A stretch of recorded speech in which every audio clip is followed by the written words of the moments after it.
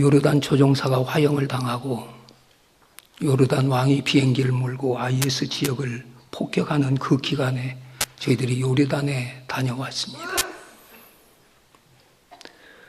하나님께서 전혀 불안치 않게 하셨고 평안한 마음으로 모든 여행 일정을 잘 마쳤고, 또 이스라엘이 작은 나라이고 600만의 인구밖에 되지 않는 그런 작은 나라이지만 아랍의 16나라가 이스라엘을 포위하고 있어도 하나님께서 이스라엘을 지키시니까 이스라엘이 역사에서 사라지지 않고 오늘까지 존재하는 것이며, 또 이스라엘이 하나님께 회개하고 돌아올 때까지 하나님 그 때를 기다리고 계시는 것입니다. 그것이 바로 성경적인 이야기입니다.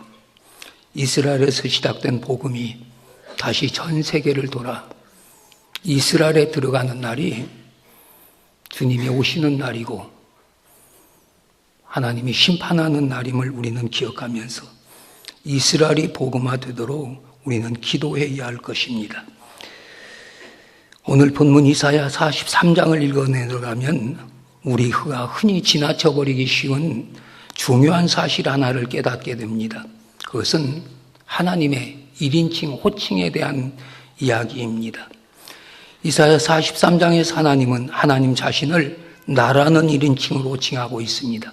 다시 말하면 내가, 나는, 나의, 나를, 나로, 내게로 등 1인칭 호칭으로 호칭된 말들이 무려 이사야 43장 한 장에 58번이 반복되고 있습니다. 그건 하나님 자신이 하신다는 강변인 것입니다. 뭘 하나님이 하고 계십니까? 이사야 43장은 두 가지를 강변하고 있습니다. 하나는 이스라엘은 하나님의 소유라는 것입니다. 그래서 43장 1절은 이렇게 시작됩니다. 야곱아, 너를 창조하신 여호와께서 지금 말씀하시느니라. 이스라엘아, 너를 지으신 이가 지금 말씀하시느니라. 우리를 창조하신 하나님, 우리를 지으신 하나님이 말씀하고 있다는 내용입니다. 그리고 계속해서 읽어나가면 하나님께서 이스라엘을 구속하셨고 지명하여 불렀으니 너는 내 것이라고 말씀하고 있습니다. 우린 여기서 왜 하나님께서 우리들에 대하여 놀라운 관심을 가지고 계시며 우리 삶을 간섭하시며 염려하시는가를 발견해야 합니다. 그건 우리가 하나님의 소유이기 때문입니다. 우리가 하나님의 것이기 때문에 하나님은 언제나 우리에게 관심을 가지고 계시고 우리의 삶을 함께 하시는 것입니다. 다른 하나는 하나님께서 구속하시겠다는 것입니다. 이건 이사야 43장의 두 번째 줄거리입니다. 하나님은 친히 내가 행하리니라고 말씀하시면서 무려 내가라는 말을 58번이나 강조하여 말씀하고 있습니다. 좀 더 구체적으로 살펴보면 1절 하반절에 내가 너를 구속하였고, 그리고 3절 하반절에서는 내 구원자라, 너를 구원하는 자라, 11절에서는 나 외에 구원자가 없느니라, 14절에서는 너희의 구속자라, 이렇게 말씀하고 있습니다. 이상의 구절을 통하여 누가 우리의 구속자이며 누가 우리의 구원자인가를 분명히 밝히고 있습니다. 우린 좀 더 깊이 오늘 본문 속에서 새 일을 행하시는, 새 역사를 이루시는 하나님의 역사와 섭리를 찾아보도록 합니다. 왜 하나님이 우리를 지으셨습니까? 왜 하나님이 우리를 창조하셨습니까? 하나님은 왜 하나님이 우리를 지으셨고 왜 우리를 창조하셨는가를 21절이 설명하고 있습니다. 이 백성은 내가 나를 위하여 지었나니 나의 찬송을 부르게 하려 함이라. 두 가지입니다. 하나님을 위해서 지었고 하나님의 찬송을 부르게 하려는 것입니다. 시편 23편 3절도 하나님은 자신을 위하여 우리의 영혼을 소생시키시고 의의 길로 인도하신다고 하십니다. 왜 하나님이 우리의 영혼을 소생시키십니까? 왜 하나님이 우리를 의의 길로 인도하십니까? 하나님 자신을 위해서입니다. 하나님을 위하는 삶, 하나님을 찬송하는 삶이 하나님의 지으심을 받은 자의 삶의 목적임을 기억하면서 오늘 우리의 삶이 하나님을 위하는 삶이 되시기를 바랍니다. 그리고 하나님을 찬양하는 삶이 되시기를 바랍니다. 경기도 이천에 가면 도자기를 만들어내는 요들들이 많이 있습니다. 흙을 반죽하여 원하는 모양의 도자기를 빚어냅니다. 그리고 유약을 발라 가마에 굽습니다. 수많은 도자기가 가마 속에서 구워진 채 밖으로 나옵니다. 네, 중요한 사실은 도자기 자신을 위해 도자기를 만들어내는 일은 없다는 것입니다. 도회가의 뜻을 따라 도자기는 만들어집니다.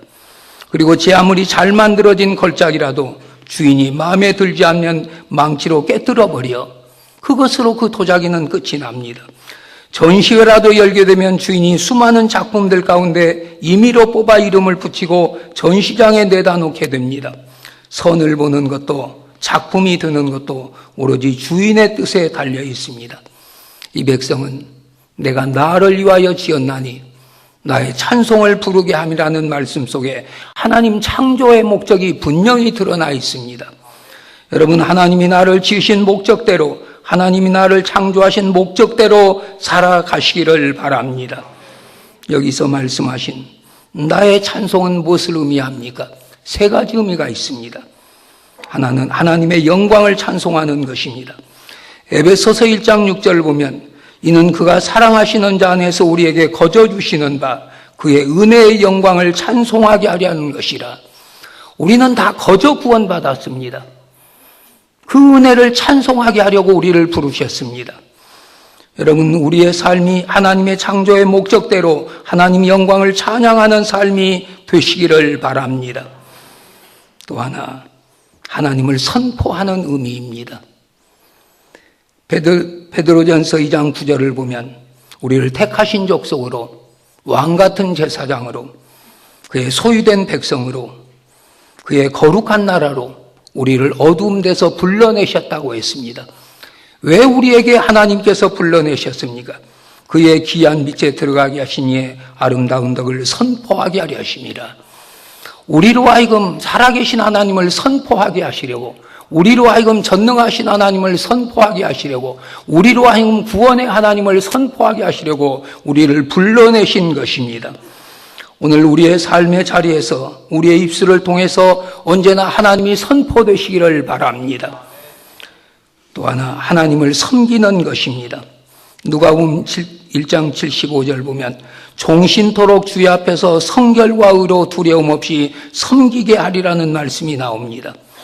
여러분, 일생 동안 하나님을 섬기는 것이 하나님을 찬송하는 것입니다. 하나님을 섬기는 것이 뭘 의미하고 있습니까? 우리는 예배로 하나님을 섬겨야 되고, 봉사로 하나님을 섬겨야 되고, 헌신으로 하나님을 섬겨야 합니다. 여러분, 우리의 일생 하나님을 예배드리는 일, 하나님을 위해 봉사하는 일, 하나님을 위해 헌신하는 일에 최선을 다하시기를 바랍니다.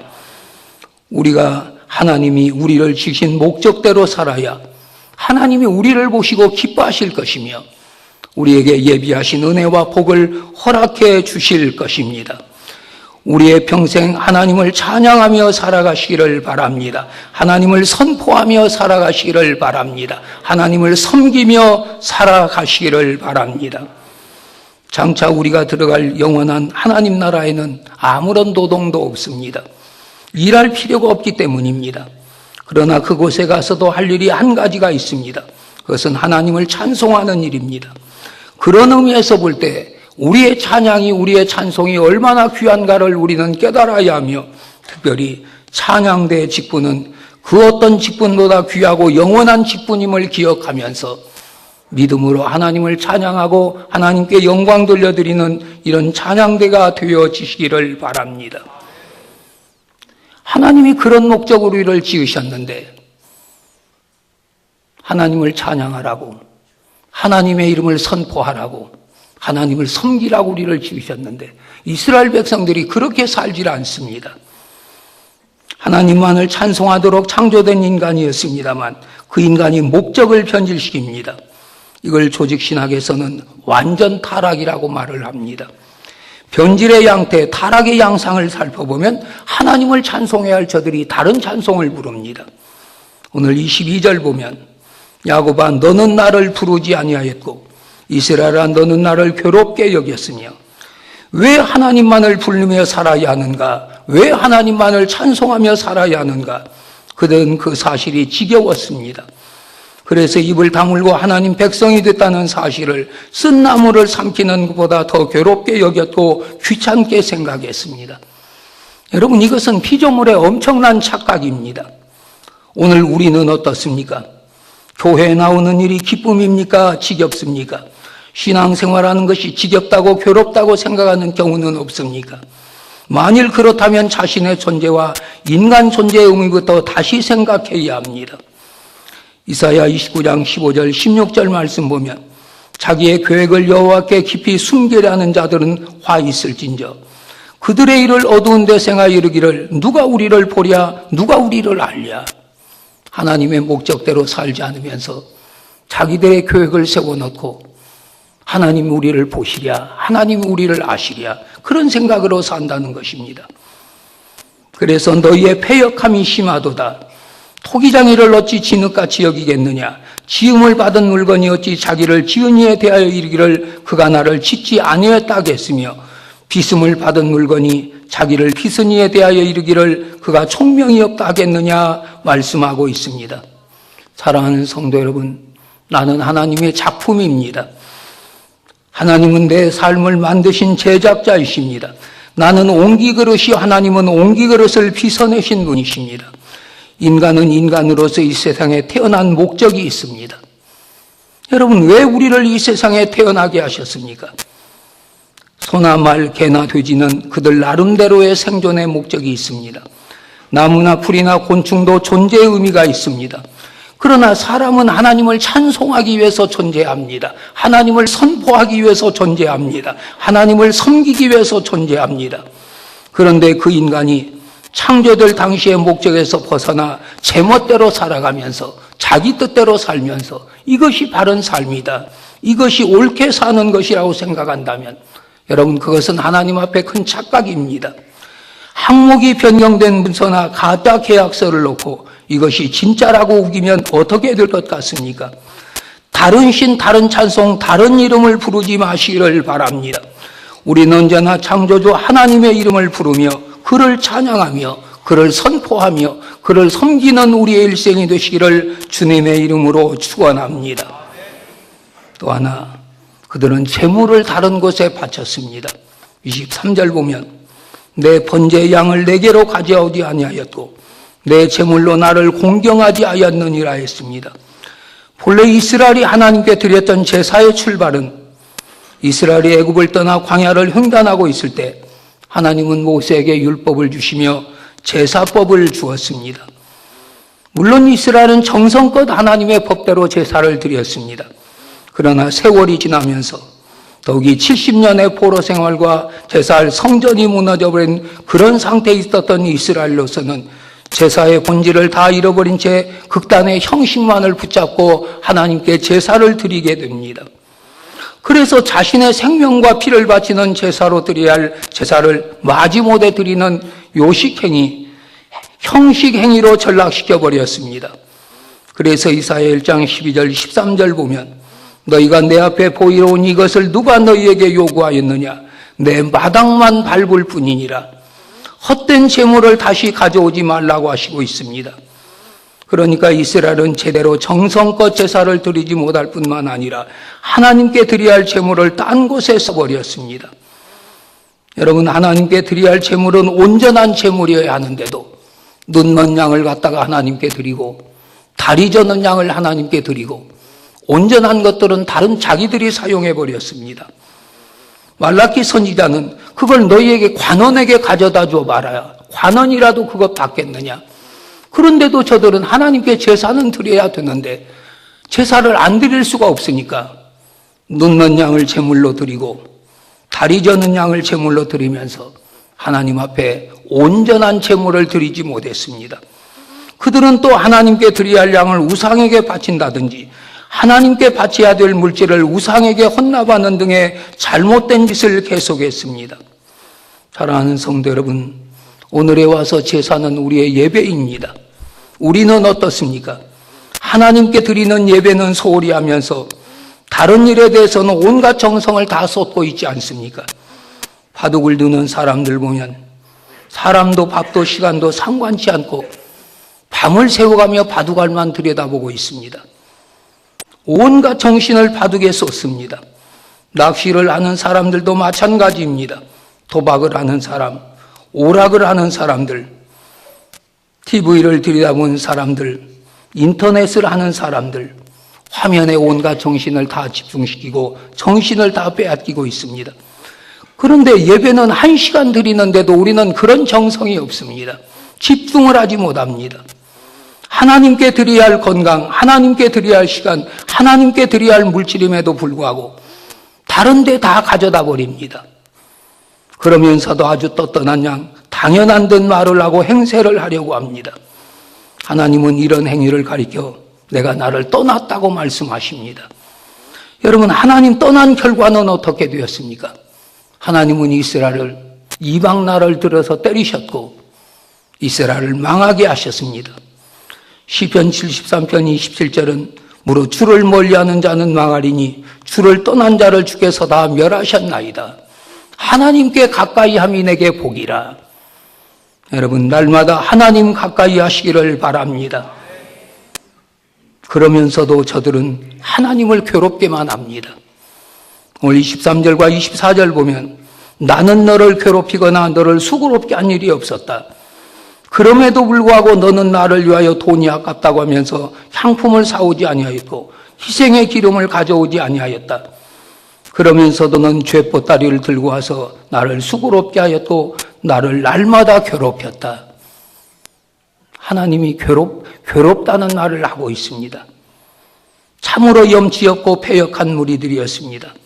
하나님께 드릴 향품과 한 마리 어린 양의 값이 얼마나 되겠습니까만 그게 아깝다고 딴 데로 빼돌려 써버리고 빈손으로 와서 죄를 용서달라고 하니 배신이나 변질도 이 정도면 참 기가 막힐 일입니다.